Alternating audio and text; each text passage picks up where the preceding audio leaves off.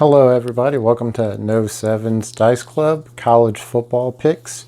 Week 9, October 31st, Halloween special. Hopefully you guys are doing alright with your picks and everything else. Last week we went 3-3, broke even, didn't win, didn't lose, but broke even. Made a little bit of money on the parlay pick, but other than that, rather break even than have a losing week. So let's dive right into it. There's only one game I kind of want to recap. I went on the under, and I received a lot of comments about that game, about the Ole Miss Auburn game, and I knew it was going to be close. It was the interception at the very end of the game that Auburn had that kept it on the under, so I was really excited that that game went on the under. I predicted that there was going to be 64, 65 points scored in that game. There was 62 points scored in that game, so I was pretty close, so I can pat myself on the back for being right on that one. If I could pick the score and bet on it, man, I wonder what the odds would have been on that if I could have paid out myself. But anyway, not a lot to really talk about on week 8. Week 8 was week 8. You know, like I said, we went 3-3. Let's focus on week 9. I think we have some good picks here. Some of them are a little questionable, but you know, let's just see how we do. So the first one is Boston College is playing at Clemson. And if you notice, what we've been doing lately is that we've been picking the over on the Clemson games, and they've been paying us pretty well. We've been doing it for the past 2 weeks. Clemson has been scoring an average of 40 points. Trevor Lawrence is looking great at the quarterback position. And the whole entire offense for Clemson is just cruising along pretty well. Syracuse gave them a pretty good little run in the first couple of quarters, and then of course Clemson kicked it into gear after that game. You know, in the second half of the game, and really pulled away and kept it close. But anyway, I think Boston College is going to do the same. I think Boston College is going to score some points in this. I expect them to see about 17, 20 points, kind of like what I did with Syracuse. And I expect Clemson to score at least 40 points in this game, if not more. I expect them to probably be around 45. That's what they've been averaging. And the 60 points, 60.5, so 61 points is where we're at. I'm still going to go ahead. I'm going to pick the over for this game because I think Boston College will be able to put up points. And I think Clemson's going to do well. And also that a 70-point game a few weeks back is still ringing in my head. So I really do like the over on this one. Clemson is minus 31. So if I was going to pick the point spread, I really don't like Clemson minus 31. They might cover it, they might not. If I had to lean towards that, I would pick Boston College plus 31. But we're going to go for the over. We're going to go root for both teams to score lots of touchdowns and see how we do. So let's go ahead and take the over for Boston College and Clemson and see how well, if we can keep this up and go for another third week where we're winning on the over for the Clemson-Boston College game. All right, next up we have LSU at Auburn. Auburn is a 2.5-point favorite in this game. Hard to believe LSU is going to Auburn, and Auburn's a 2.5-point favorite. If anything, I think LSU should be minus 7 in this game. If you guys happen to catch that game, I went against Auburn. I went against LSU last week, and I picked South Carolina to cover the points. Well, obviously they didn't cover those points. T.J. Finley, he was the quarterback last week, and I went over some stats and everything else from Ponchatoula. Freshman just started. That whole entire team for LSU is loaded with freshmen, so they're going to have a lot of time to grow and connect with one another. And 2 or 3 years from now, this team is going to be really dynamic for LSU. T.J. Finley, he did not look like a starting freshman who never played college before. He looked like a junior who's doing pretty well. Will that trend continue? I don't know. And I don't know if Miles Brennan is going to come back. Coach Orgeron wasn't sure if Brennan's going to come back. And but he did make a note and said that Brennan is a starting quarterback and not T.J. Finley when Brennan is ready to come back. So we shall see. Now, if T.J. Finley is the quarterback for LSU against Auburn, I expect this offense to keep on rolling like they did against South Carolina. like I mentioned to you last week when Auburn was playing Ole Miss, Auburn's defense does step up when they need to step up. Highlight that big interception at the end of the game with 0 time on, intercepted the ball against Ole Miss in the end zone to win the game. LSU, as we know, they're struggling on defense. And Bo Nix as a quarterback for Auburn, he's doing well. He's not at that level like we talked about earlier this season where he's not stepping up his game yet. But these two teams have always played a very tight game. In fact, I believe that the last 10 years that they've played each single season over the past 10 years, this game has been decided by 7 points or less. Even with Joe Burrow last year, this game was still decided by 7 points. In fact, it was a very close game. So I can understand why Auburn's plus 2.5. But I think with Bo Nix and TJ Finley or Miles Brennan for the quarterback for LSU, I do see an over in this game. And normally these games are not. Usually these games are heavily defensive games. Slugfest, just smash mouth football. And they usually do not go on the over. They usually tend to go on the under. In fact, the last 10 years, they were on the underside. But I think this, with the defenses on both sides and the way Auburn played against Ole Miss, and if you look at that score, I think it's going to be similar to how LSU and Auburn play. And they went on the over. They went on the under. If you remember, the over was 70.5, and they scored, 62 points. And so this one's going to be right at 62.5. I do believe that this is going to be a very close over game.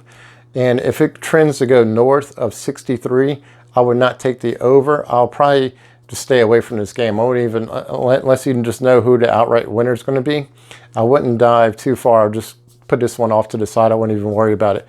But at 62.5, so we're looking at 63 points. I can kind of see an over in this game. It's going to be a very, very tight over. So, if you want to, you don't have to pick this one. I'm going to pick it. But if you feel like you have a better pick somewhere else that you feel more comfortable with, I would recommend that versus the LSU at Auburn.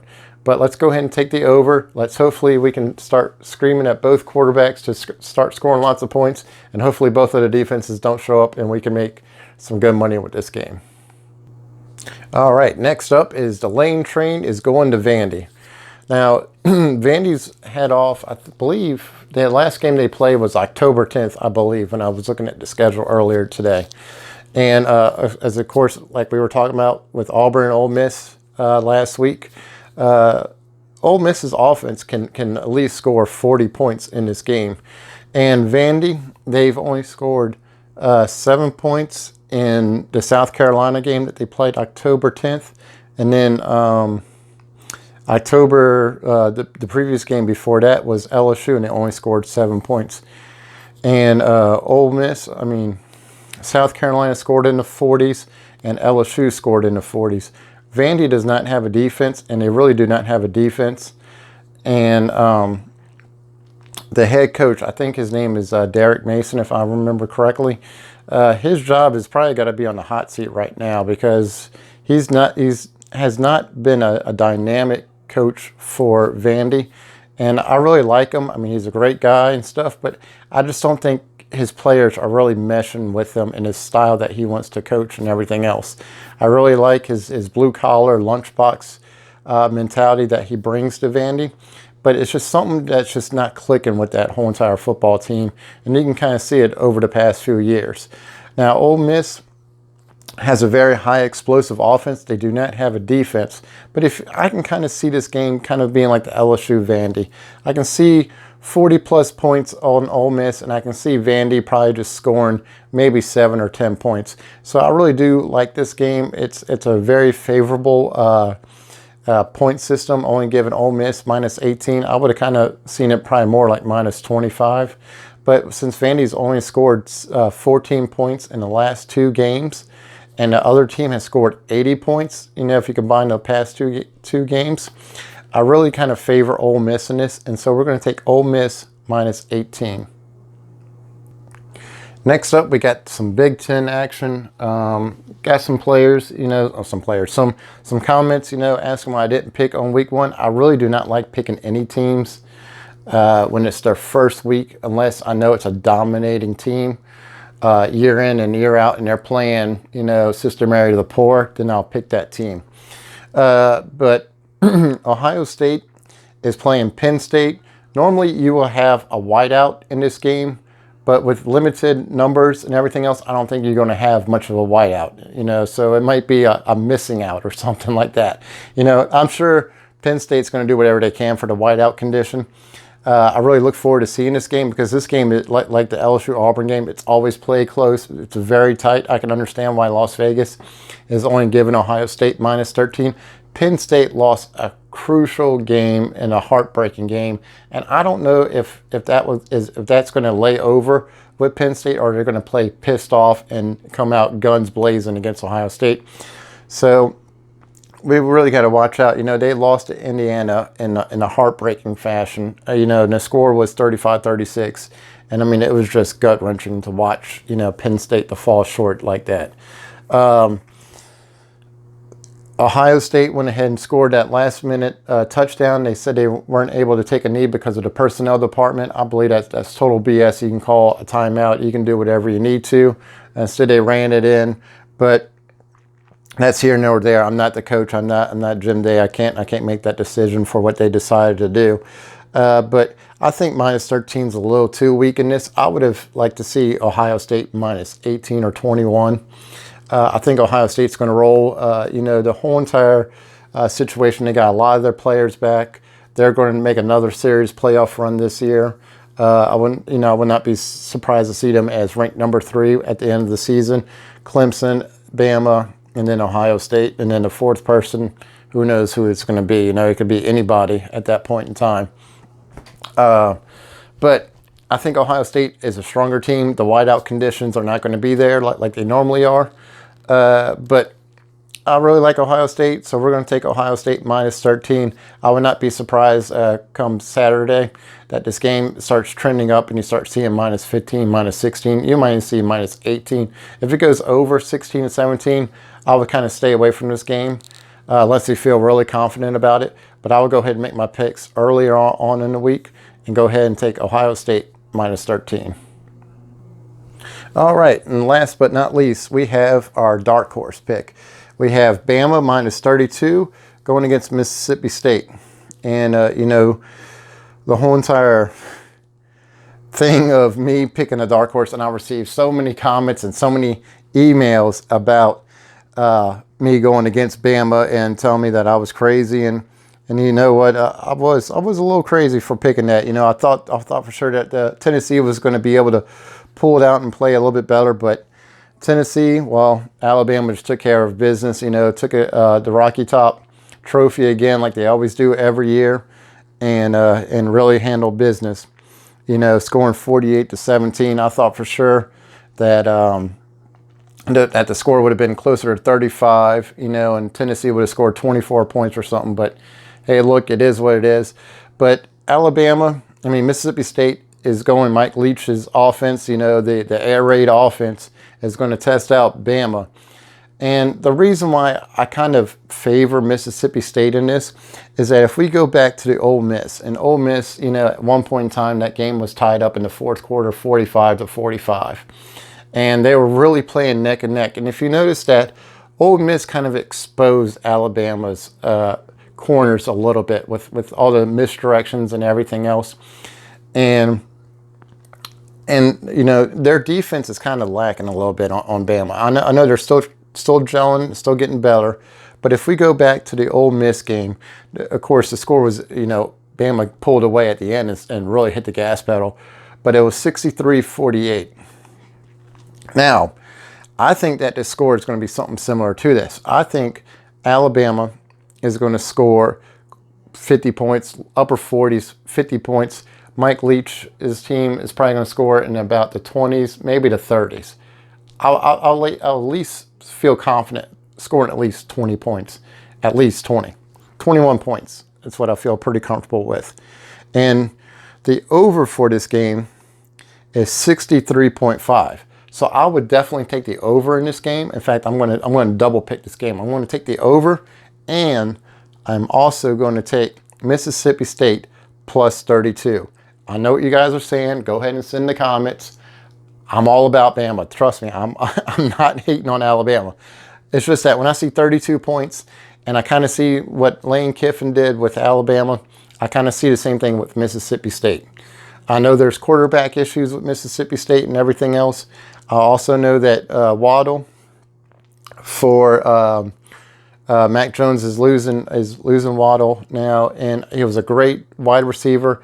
My heart breaks for him. Hopefully he's all right. I know he's suffering that season-ending injury, so hopefully he's okay. And that loses one of the key players. But there's another 4 or 5-star wide receiver waiting to fill his spot. But I know they can't run the routes like he was. I mean, he was very special. I enjoyed watching Waddle play. But I do believe that the score is, like I said, it's going to be 21, 24 points, and Alabama's going to score at least 40, 50 points. So if Mississippi State can score 20 points, we have a good chance of winning. But if you want to be on the safer side, I would go ahead and pick the over at 63.5, and that's where we're going to double pick. We're going to take both of them. So let's go ahead and write that in. All right, so we went ahead. I'm going to move the board over so that way you can see it. But we went ahead and took Mississippi State plus 32, and we're going to take the over at 63.5. I think I definitely feel comfortable about the over, and it's my dark horse pick, so I definitely feel comfortable taking Mississippi State plus 32. Who knows? Bama might roll them. Mac Jones might have a career day. You never know what might happen. But let's go ahead and let's talk about our bully picks. Whoop. So our bully picks is Alabama, and this is going to be our money line. We're going to do Alabama, Ohio State, Clemson, Florida, BYU, Georgia, and Michigan. And that Michigan game, you can put a question mark by Michigan because Michigan is playing Michigan State. Michigan State did not win their game last week, so they're going to be a little upset. And that game's always pretty close. You know, it's a good rival game, in-state rival game between Michigan and Michigan State. But I think Michigan's going to pull out that win and go from there. And Georgia is playing Kentucky. That should be a pretty close game, but I think Georgia, to keep up with the competition of Florida, is going to win that game. And then Florida is playing Mizzou, and I expect Florida to pull out that win so that way they can play the Georgia team also in the coming up. And that game should be coming up pretty soon, Florida and Georgia. So I'm going to look into that game for you guys. But that's my picks for this week. What I like. And if you guys like something a little different, just go ahead and let me know. Send your comments below. If you like a certain team, put it out there in the comments. BYU beating up on Western Kentucky. You might like that one. Just whatever you guys think. But hopefully, October 31st is not a scary week for us. We suffered enough scary weeks in October and the last of September. Hopefully, October 31st gives us lots of treats and no tricks. So that's my Halloween special. Hopefully you guys like my picks. Thank you for watching. And if there's a team you want me to look at for next week, week 10, please let me know. And I'll talk to you guys next week. Talk to you later. Bye.